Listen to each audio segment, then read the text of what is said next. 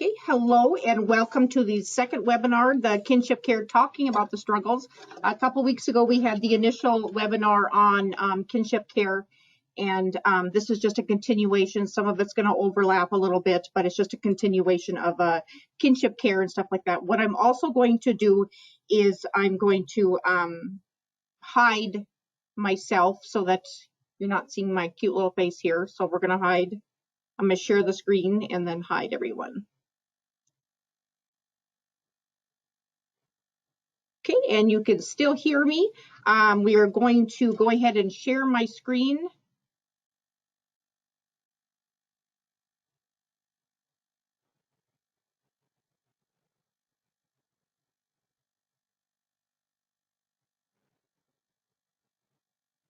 Okay, and now you should see the Kinship Care talking about struggles initial screen.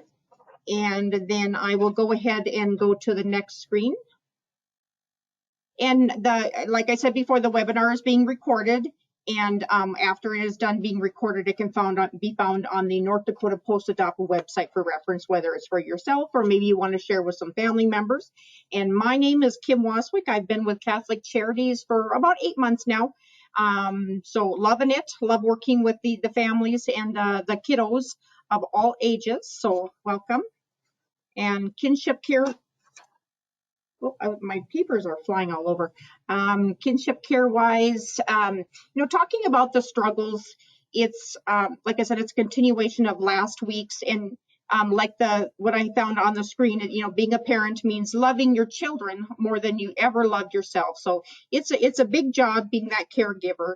In the first webinar, we talked about kinship caregivers and what kind of help and resources were out there to help you through those struggles. And with the first one, I just wanted to make sure that you had the initial and the immediate resources. And now with the second webinar that we're doing today, it'll most likely intertwine, and it's just going to re-acknowledge those issues in the we're going to talk about some of the data we talked about last time and the resources, just to kind of reiterate what is there and for those struggles and how to help you through that.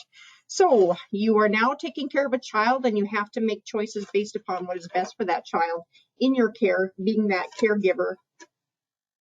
Finding a different spot for my papers, are falling on the floor. And our next slide is challenges of kinship care compared to other caregivers in the foster care, guardianship, adoption system.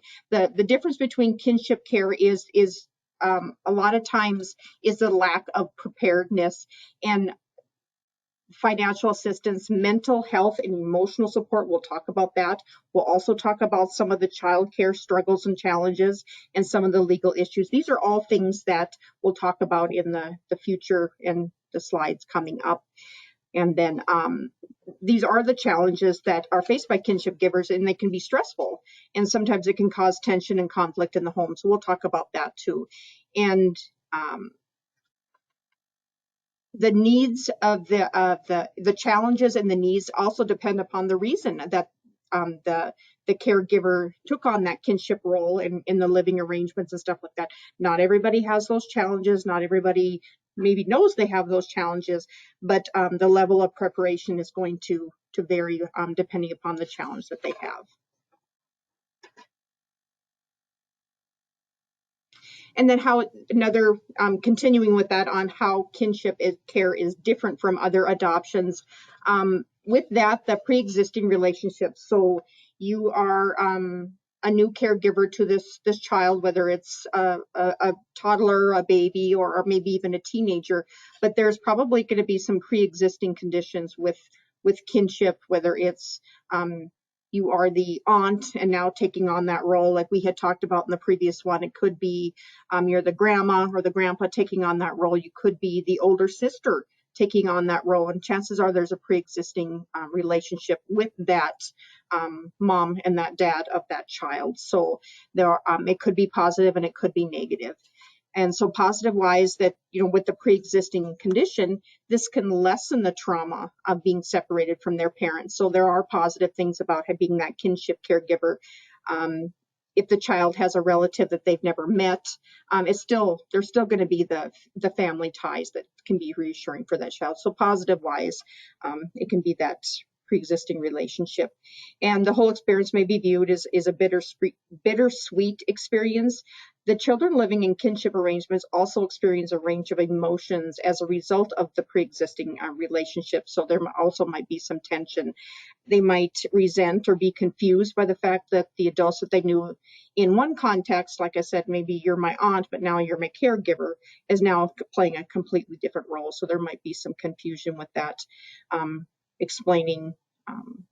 That's a whole gamut of legal things too. But in older children, they're gonna feel and they're gonna get what's going on, but they might feel that relatives are maybe betraying them by their parents and stuff like that being terminated, their rights being terminated with their parents.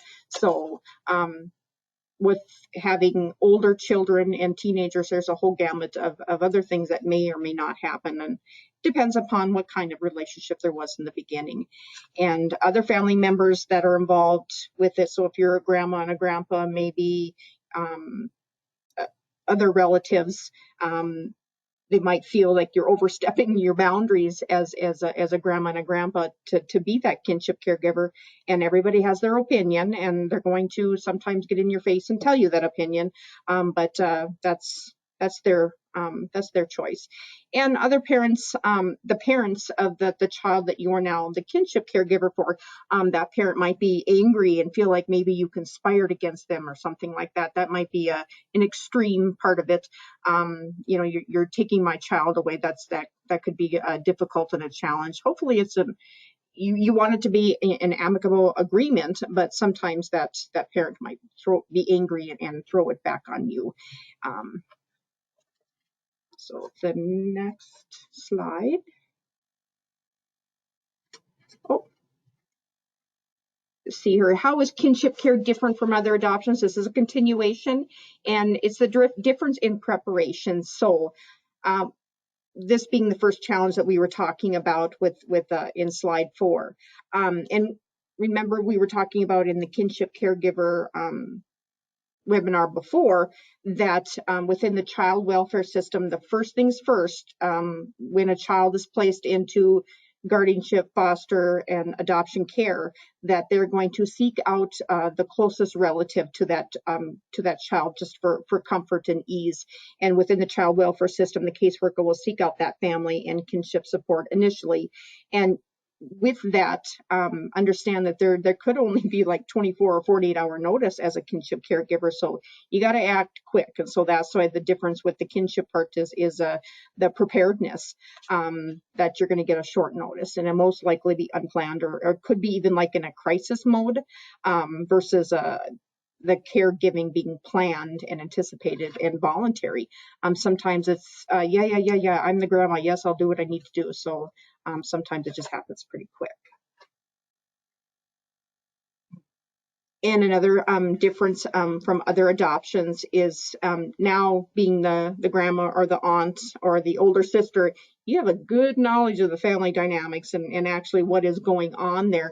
And on a flip side, with adoption, a lot of the information that you get in foster care you get is going to be on a piece of paper or what you've been told by the case manager or social worker. And now that you're a kinship caregiver, you're going to kind of know what the history is of the family dynamics, and in the history and how it developed and things like that. You're gonna know some things, and it's just years and years of seeing and hearing the story that has enveloped from that. And it could be positive, it could be negative, but as kinship caregivers, you kind of know the history of it. And then when you know the knowledge of the family dynamics on a positive side, you can be that positive role model for that child. And you can mentor and role model to be that positive influence because you know the history. And explaining to that child and being that mentor is, saying something to the effect of, I know that your mom and dad made bad choices because of their addiction, but grandma's here, and being an older sister, I'm here for you. And you can begin that conversation by bringing up any examples maybe that the child witnessed, that you can talk about, and just try and turn things around to be that positive mentor, explaining things about addiction and being a disease and stuff like that. Just not jumping on that negative bandwagon, but trying to keep things positive and obviously open and honest with them about this is why we're in this situation. Let's do this together. And even when they know that those were bad choices, with the mom and the dad, even though that they knew that they were bad choices for themselves, that they didn't mean to hurt other people. And you could also talk to the kid about maybe any treatment that they're getting. Maybe this is going to be a temporary kinship caregiver situation, like we had talked about in the previous webinar. It could be a permanent situation, but if it's a temporary one, explain what the mom and dad or mom is in a 1 month program and things like that, and what she's doing to get better. So reassure the child that this is where mom is, this is where dad is, and things like that. Kinship caregivers may find it difficult to enforce to the child welfare designated rules about contact with the child because of the emotional connection to the birth parents. So it's just that ease of connection. That's their mom, that's their dad, and just helping them through that disconnection now with being in your care.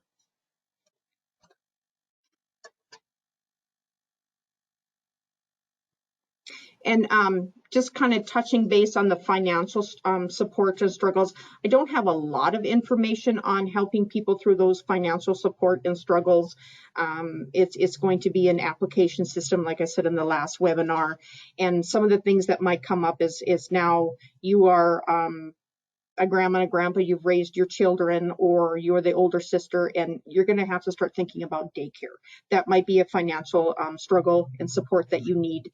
And the vast majority of employers that you have, so you're still working, you're not retired yet, and a vast majority of the employers, they don't provide parental leave for somebody who's in fostering and kinship care.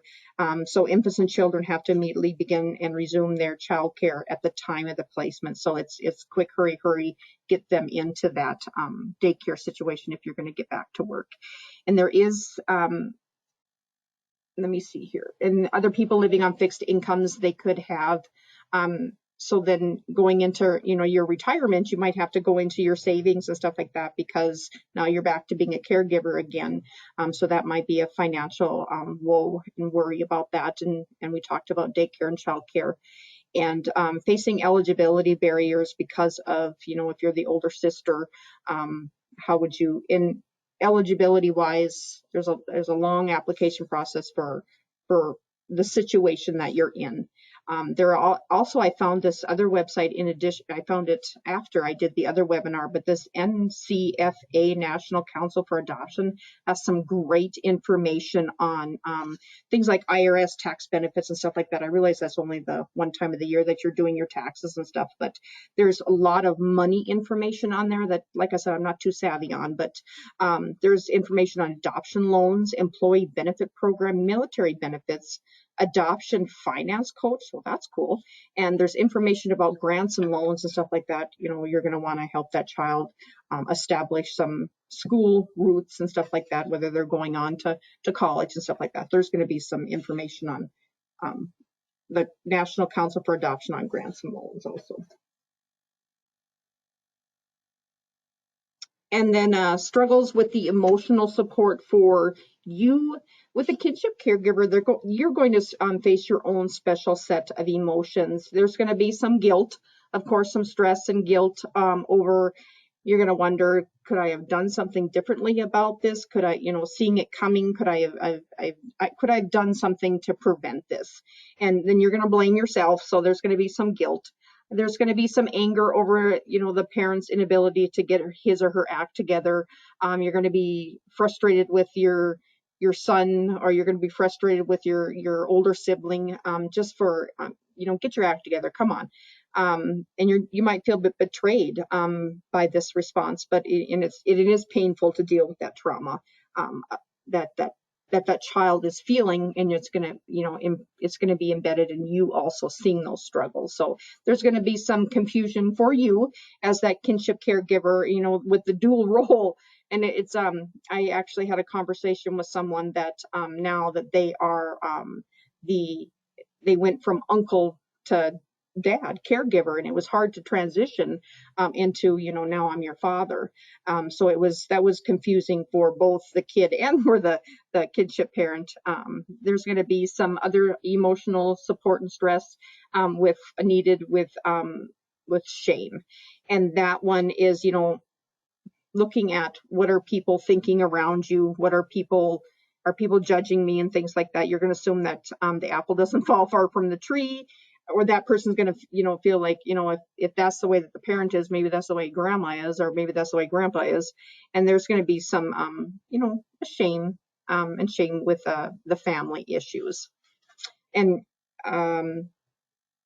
with the shame part, one of the other examples that I wrote down was it could possibly be that now that this is going on and you know that your friends and other family members know that it's going on, maybe you're just going to avoid them.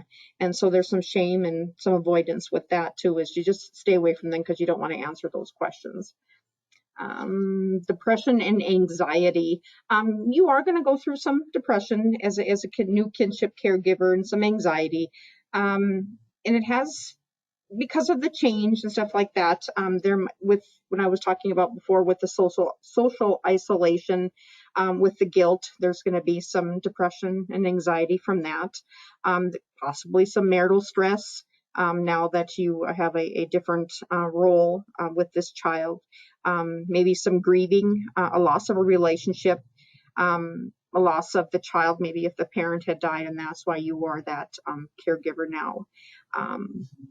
And loss, this is another one I wrote down, was the loss of your role. So now you used to be the grandma, and now you're the caregiver, or used to be auntie, that auntie role, and you're grieving and you're mourning the loss of that role because of now being that aunt,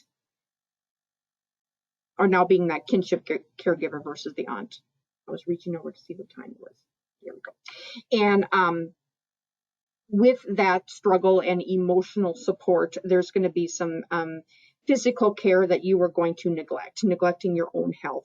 And it's going to be hard to find time and energy to attend your own health care needs, because now being that caregiver, it's all going to be for that child. And it often compromises, and there might be some stress related conditions that show up. Maybe they've already been there, but they kind of come to the surface. Maybe some high blood pressure, and my diabetes is worse, or maybe some, it exacerbates that heart disease. And self-care is necessary, not as an indulgence. Don't think that you're being selfish by doing self-care. I know that's kind of one of the mantras, and they kind of push on you as a caregiver, is to take care of yourself, and it's not an indulgence. It's there because stress can impact your health. You need to have good relationships with others, peace of mind, and because it can lead to burnout. And with the child, now we're going to focus on the child and maybe some of their struggles with coming into your care. There's a reason why that child is in your care, whether it's the death of their parent, or they have been placed with you because there's an unsafe situation with them. Some of the children may have either experienced that child abuse and neglect themselves, or they have seen it. And a quick review of the abuse and the neglect is knowing the effects that will help you in knowing the effects of the abuse on the child will help you respond to the needs of that child while being in your support and in your care and being safe. And, whether they, like I said, whether they saw it themselves or they have experienced themselves. Physical abuse is when there are injuries on them, whether it's a burn or a bruise, and sometimes that parent has maybe been shaking that child, and there's some physical abuse there. With sexual abuse, it's forcing that sexual activity on that child, either something that they have seen with their parents or happening to themselves.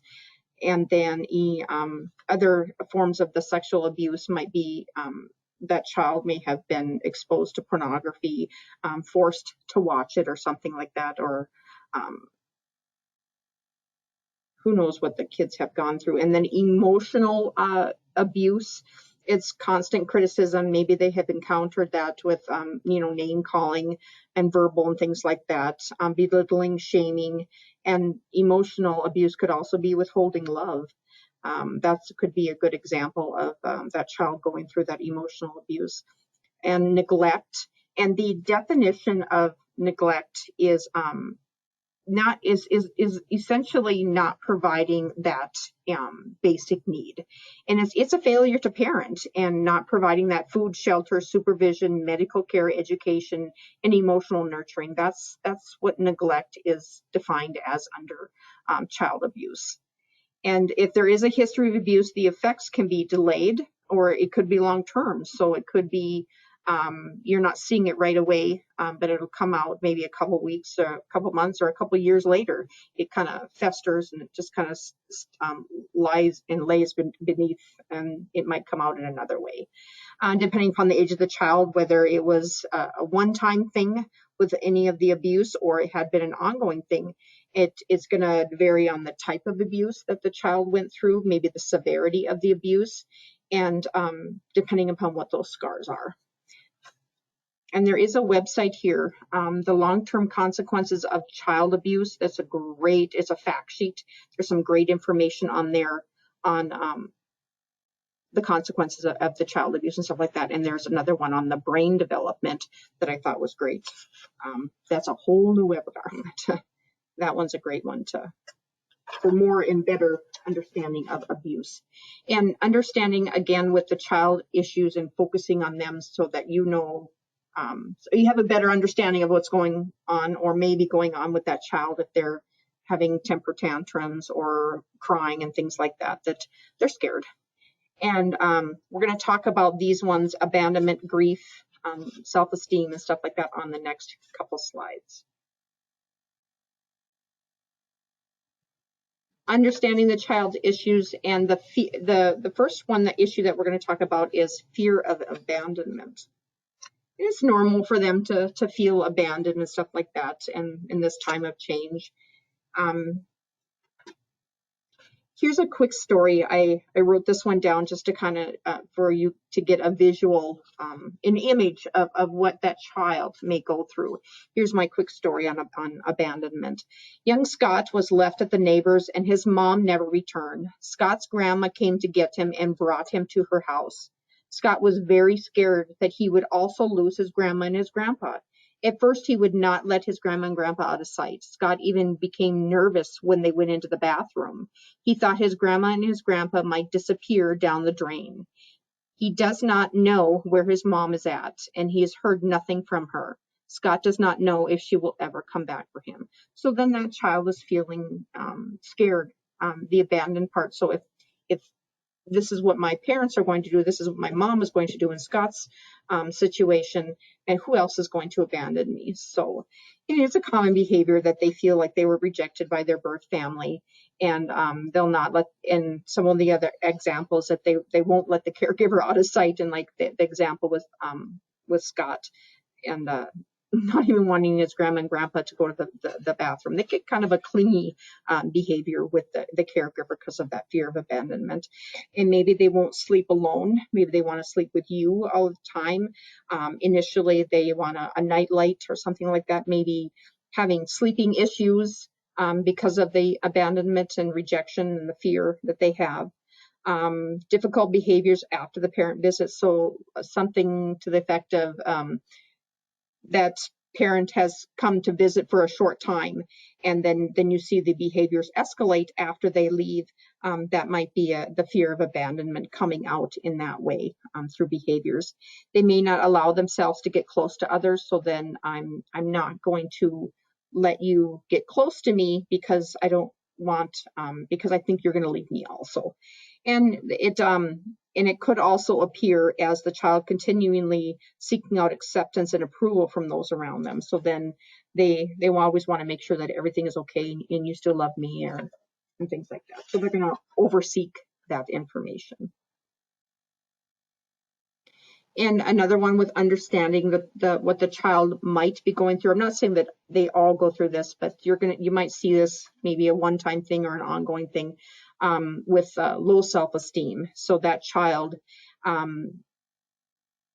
that child having or showing that low self-esteem, and some of the actions that they have, maybe some of the things that they say. And I'll have some examples of what that might look like. But here's a quick story about a child having low self-esteem and what that might look like. Low self-esteem, with that, Andrea wonders what she did wrong. She thinks she might really be bad if her mother doesn't want her. Andrea wonders if she is stupid or if something else is wrong with her. What particularly upsets Andrea is that her mom is keeping a new baby, but not Andrea. So then there's going to be some low self-esteem issues with that, because they're going to think, what did I do wrong? And blame it on themselves, which is, I'm a bad person. And how this might appear to you or to others, maybe in school and things like that. Just the withdrawn part with it, the low self-esteem is drawing inwards so that nobody's seeing you. Maybe the child in school or at home is daydreaming. That could be a sign of low self-esteem. Somebody who's just really quiet. And like I said, this could be at home or in school. There could be ongoing feelings of feeling different, appearing sad or depressed, and low energy. So it's very similar to adults having low self-esteem, but with child, you're going to see it, in the school system also. This one is the child issue of having grief, and this is a big one. There's so many different ways of them showing that grief, and which mimics, going through mourning or a loss. So there are different kinds of grief, and different, it could be, the grief goes all the way from I lost I don't have my puppy with me anymore, my dog, because now it's at home. I don't have it here, to maybe mourning the loss of actually the death of their parents and things like that. So that child is going to go through so much loss, and it can come and go. And talking about the, we've all been taught about the stages of grief and how it goes up and down and stuff like that. That's where this comes in, where you look at a textbook and it says, these are the stages that you go through. And then actually what the experiences is, and I thought this was kind of funny, it's all over the place. So there's no right or wrong answer for the stages of grief. It's just whatever experience that you are having and what you go through. And just to kind of reiterate with the 5 stages of grief, by Elizabeth Kubler-Ross. It'll start out with shock and denial, and then you'll go into isolation, and then you might go into rage and be angry, and you're bargaining, and then you'll go into depression, and then you'll finally accept it. And but with that, that's not the way that it always goes. You can go back and forth, and you can go from one stage to the other. It just depends on the situation and how extreme. And with somebody going through that grieving, mourning, loss stage, loss of family and friends and belongings. So I'm not going to go to the same school or I'm probably not going to go to the same school anymore because grandma lives across town or in a different city. So I don't have my friends at school anymore. My belongings, there's only probably a small amount that I came with to your home last night. So I don't have my things anymore. So I'm having a loss, and I'm grieving over not having my favorite pillow or something like that. And that might be temporary and it might be permanent, depending upon, like I said, the issue that the child has with that loss. And I found the term don't cry over spilt milk. And where that comes from is it may have been just a situation that overflowed the cup. So being that it's only, it's only spilt milk, it's just something that brought it to that point of showing that grief and that loss. They don't always have the words to express loss and grief, so instead they express their feelings through a variety of behaviors or trying to regain control. These reactions could be anger, sadness, hyperactivity. Maybe they might have a tantrum, inappropriate emotional response. So maybe something is really scary or gross, maybe a scary movie on TV and they're laughing at it. So it might be an inappropriate response. They could feel it physically through headaches, things like that, weight loss, weight gain, and maybe some difficulty making decisions. That's how you're going to see that grief and that loss. The next stage with that, with the shock and the denial, with that child, they're going to deny, and they're going to say, nope, nope, my mom and dad are going to come pick me up. And they're not going to believe that this is really happening to them, or they're not going to understand. So then there's that disbelief and the shock and denial and stuff like that. They may stand by the door and wait because they don't believe you. They don't believe what's happening, and maybe keep peering out the window and things like that. The anger stage, the child may resent the social workers and believing that the social workers don't understand their families, or they might be upset with the police officers, and you lied about my parents. So there might be some anger towards the people that are trying to help that child arrive at a safer situation. They may cry uncontrollably or become angry at you, the kinship caregiver, the foster parents, the adoptive parents, and stuff like that. They might become pretty angry, and understandably so, because they're confused and scared. And with the bargaining stage, the child may realize that they will be in the foster adoptive home for some time, and they may silently pray or believe that they can improve the situation once they can go home. So if I'm a good kid, then I can go home, and if I do everything, if I get straight A's and I behave, then I can go home. So that's that bargaining part. The despair and depression, the child may feel alone and experience confusion and stuff like that, and it'll feel like giving up with the despair and depression. And acceptance, understanding, and resolution, which is the final stage of that grief and loss. The child may understand that they are now in a safe and new home, and they'll understand that it's not their fault that this has happened in the way it did. This is all through your care and your guidance and your modeling behavior, and that they're just making the best of the situation, and they are trusting that new adult in their life, and basically that everything will be fine. And some kids may never get to that. It may take years and years, depending upon, like I said, what the extent of the grief, the abuse, and the neglect and stuff like that.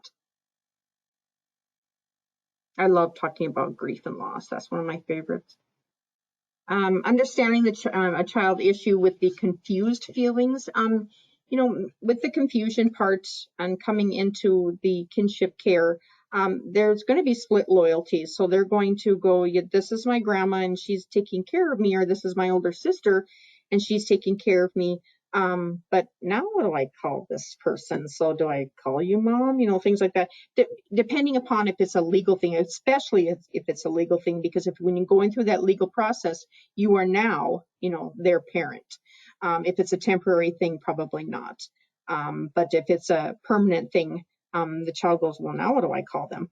And that's another story about that. That's entirely up to the family and the child, and basically how they relate to that mom or that dad, maybe at a family gathering. So there's going to be some confusion, and they have lots of questions, and the answers might be confusing to them as to, they're going to ask, why isn't my parent taking care of me anymore? Why is this happening? And reassurance wise that it's not their fault, but they're going to say, is this my fault? And they're going to keep on thinking that even though you reassure them, it's normal and natural for even as an adult to think that there's something that we did wrong.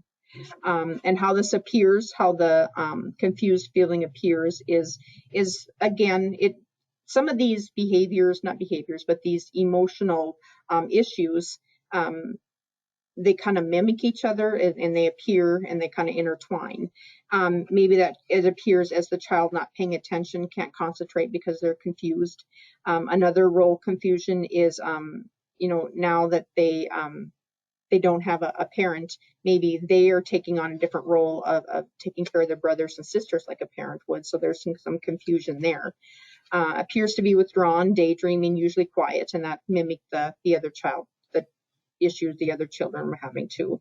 And again, it could be at home or it could be in school. And just a reminder to everyone that when it comes to children and their confusion, too much information about what is happening can be overwhelming to them. So it's finding the right words to explain to them when they do have the questions, not to overwhelm them any more than they need to, and too little information can also be confusing. So it's finding that right amount of information, continuing to be honest with them, and especially with age appropriate. There is another webinar that I did on truth telling, and that's a good one to review on the Post-It-Up website about age appropriateness and how you tell them what's going on, and some examples of how to talk to a 3-year-old versus a 10-year-old and things like that. The next one, understanding children's issues with fear and insecurity and anxiety. And fear and insecurity in children can be internalized by the children, so they're gonna bring it inside, along with beliefs of being unworthy and undeserving and unlovable. These children can grow up to become jealous and insecure in their relationships. So with that insecurity and anxiety, the masked emotions can appear in home or in school and at home. Within school, it might be poor grades. With their anxiety and insecurity, it might be any and other difficult behaviors. Maybe they're not paying attention, can't concentrate, eat too much and eat too little. With this anxiety and insecurity, there could be a lot of eating disorders.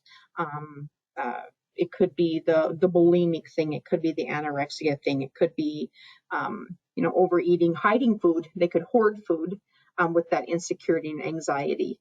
Let me see here. This one, when I wrote down some examples of what this looks like, and it's mimicking a lot of the other children's issues, which is like the daydreaming and being quiet, and that anxiety and insecurity is going to be different depending upon if that is a shy child or an outgoing child, on how they deal with that. And the little girls holding the bear and stuff like that, with that fear and that insecurity and anxiety. Maybe they have a special blanket or a stuffed animal that they either separated from, or that's what they chose to bring with them for their security. In the parent role, just helping that child feel safe and manage those overwhelming emotions, so that you can help them through that. It's got to be scary. I can't even imagine. And parenting as a kinship caregiver, then versus now, because most of the time, percentage-wise, the percentage that I used in the previous kinship webinar is most of the time it's going to be a grandma or a grandpa. So then your children have all grown up or whatever, and then now you're coming back to redoing that. Well, things are different. So then versus now, when it comes to, I thought that was a funny thing with the 10 years ago and a big computer, and now everything's on just a little tiny phone. With parenting and discipline, that's another struggle. Is this is how you brought up your children, and now you have your grandchildren, and it's just different discipline-wise. And parenting versus discipline is a part of normal development. Children and youth are going to challenge authority and guidance with parents and caregivers. Things may be different with discipline than you are used to. Perhaps it's been a while since you parented a child, or perhaps you've never been around kids until this child moved in. So this discipline and parenting is new to you. And often our relative caregivers are thrown into a parenting situation for which they aren't completely prepared. And here are just a few tips about parenting and caregivers. And they talk about with children then versus now, and they just really stressed, and I do also, that it's never okay to hit a child. And you may have spanked your child when you were growing up, but this is not okay and not acceptable. Timeouts are widely used today versus the spanking on the butt. And being consistent and follow through with things with discipline, being firm yet kind and fair, setting clear consequences and enforce them right away. Pick your battles. Kids aren't perfect. That's what I always did with my son. He had a messy room, and my husband would just get so upset about it. And I'm like, pick and choose your battles. And so basically the rule was no food or drinks left in there, but I didn't care how messy it was. So that was my battle. choose which behaviors you are willing to let slide and focus on the important issues.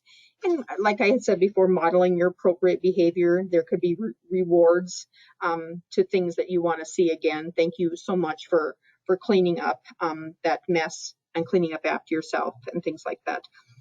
Kids being when you see kids being good, praising that behavior, give them structure so they know what to expect. State expectations early and often. Provide when you clean up your room, then you can play outside. So those are, they call them when and then statements.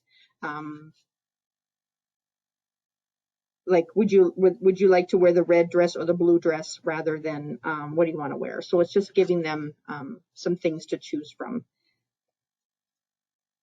And the last suggestion is let them know that you will always love them even when they make mistakes. And, saying you're sorry when you make those mistakes. So that's the modeling part.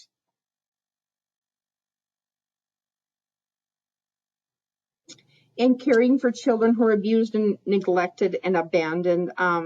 This is, they've been through a lot with the loss and the changes. And even though it's a familiar environment because you're a kinship caregiver, just being patient with them and the progress, and with yourself too. Progress will be slow and frustrating. Many adults, especially adoptive parents, will feel inadequate because of all the love, time, and effort that they exert on their child's behalf, and may not seem to work. But it does, and it just takes time. So even though you feel like you are a failure, you're failing that child, or you're failing yourself, or maybe your spouse, it just takes some time, and it is working.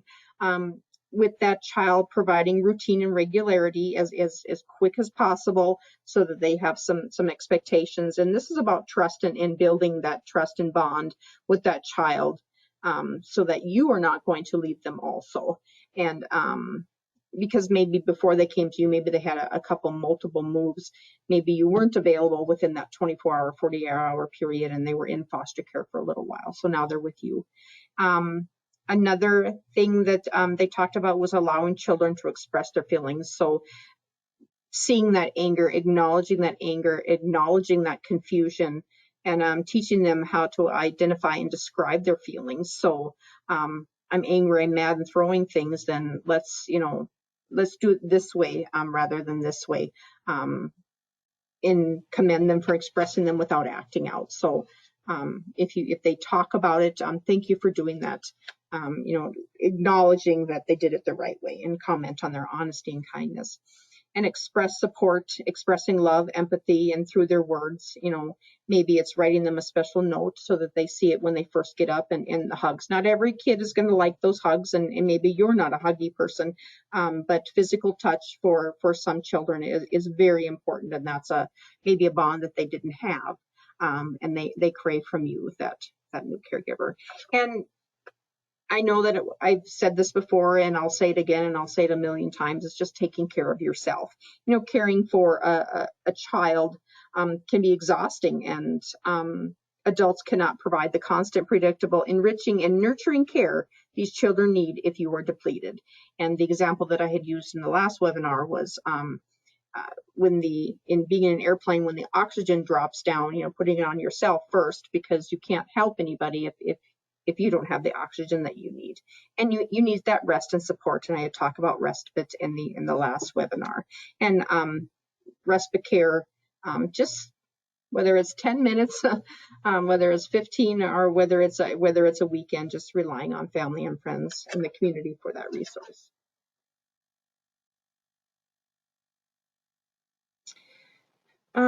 This is the Children and Family Services. This is a program that I found through Department of Human Services, and under Child and Family Services, under Department of Human Services, depending upon which county that you're in, it's going to include information and further resources on adoption and stuff like that. There's some other things in there that you can look at, early childhood services and stuff like that, in-home case management. So that is a website and a resource that you can use. The North Dakota Family Preservation Site. This is also through North Dakota Human Service Center, and this is one that talks about the adoption and stuff like that, and the resources that are out there. And like I said, it's when you go in there, it's going to be North Dakota, but you can go to the counties and stuff like that. And this is Northern Plains Children's Advocacy Center. This is the one that you are going to learn a lot more information about resources on child abuse and stuff like that. They're going to give you that information that you wouldn't find otherwise on through this webinar and through your own web searches and stuff like that. This is a great local one here in the Minot area. And then if you are viewing from other areas, the Northern Plains Children's Advocacy Center, they're going to have it's going to be similar. If you look up resources on child abuse in the area, it might be named as something else. I know that when I did that, they're in different sections. They're in Grand Forks, Fargo, Bismarck, and things like that. But this is the one that's located in Minot. A grandparent and other relatives guide to raising children with disabilities. And that's where it becomes a little bit more difficult as a caregiver with that child having those disabilities that you're not used to and not understanding. There is a great website and this is a guide and a resource for grand families, and this is about how to raise children with disabilities, and it could be anywhere from emotional disabilities to up to physical disabilities, and it's at grandfamilies.org. There's lots of tips and tools there.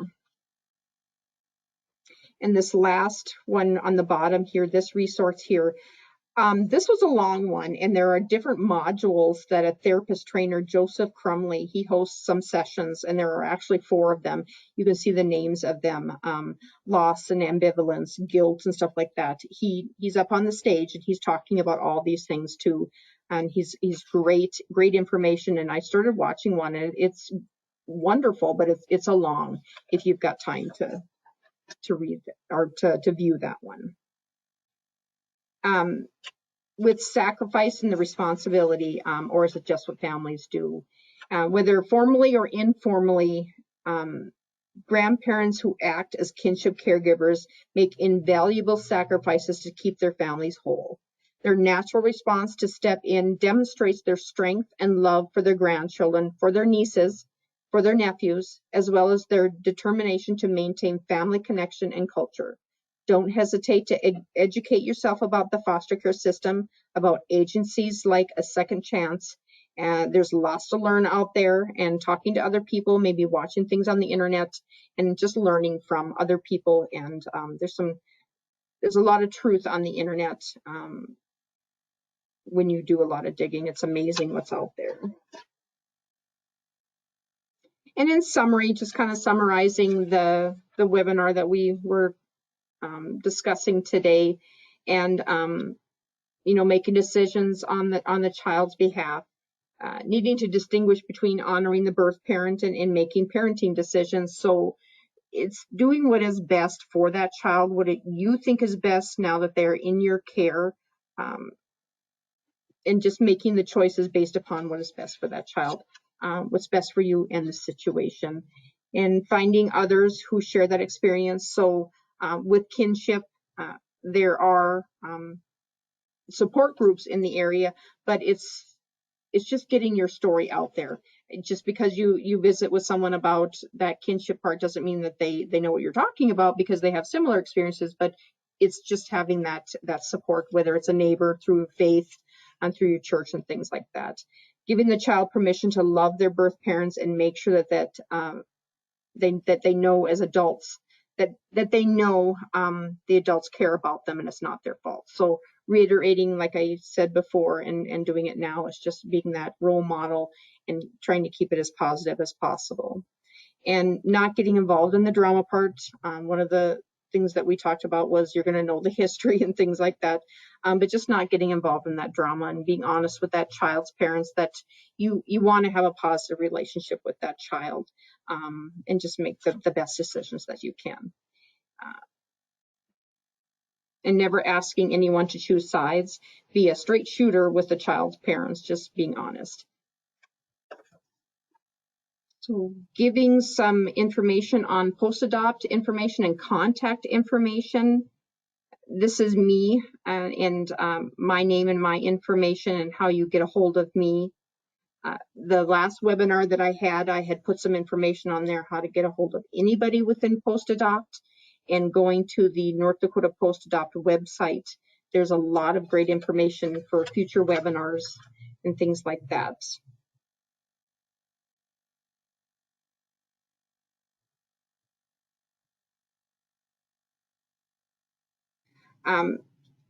Desiree, I will go ahead and I will send out your certificate again so that you get these hours for the foster care part of it. Do you have any questions about what we talked about today?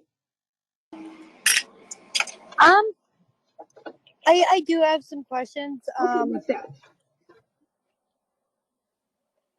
So I Hear took in the in, background. yeah, I took in my nieces, my sister's daughters. One was 13 when we took her in, and the other one was 5 months. And we've had them now for about a year and a half. And coming in July, they're looking at termination of parental rights. Okay. And we're looking at adopting. Okay. And in the course of the time that we had them, they were taken from their parents for like unhealthy living conditions, unsanitary. Mm-hmm. And over the year, other stuff had come out with the 14, well, she's now 14-year-old, about like sexual abuse and stuff like that.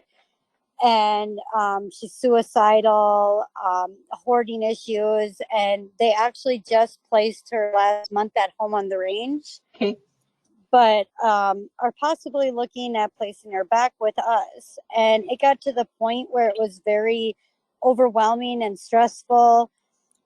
And we're having second thoughts and feel a lot of guilt about having the second thoughts and where we go from here. You know, we've been working with our social worker and we really want to adopt the baby. You know, we've had her since she was 5 months old, but we just don't know if we're the right place for the 14-year-old. That 14-year-old, like we were talking about, is very angry right now. And that's a tough age, Desiree. That's a very tough age. Don't lose connection. Maybe she's going to be at that home on the range.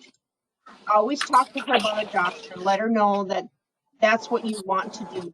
It has to be her choice, of course, in order for it to work. But don't give up on that. Don't give up on that. But she does need to be healthy.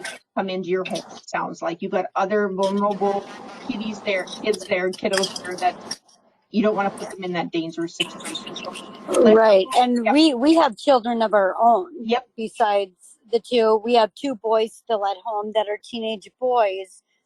And this is my second marriage, my husband now. My first marriage was unhealthy, and my own children experienced their own trauma.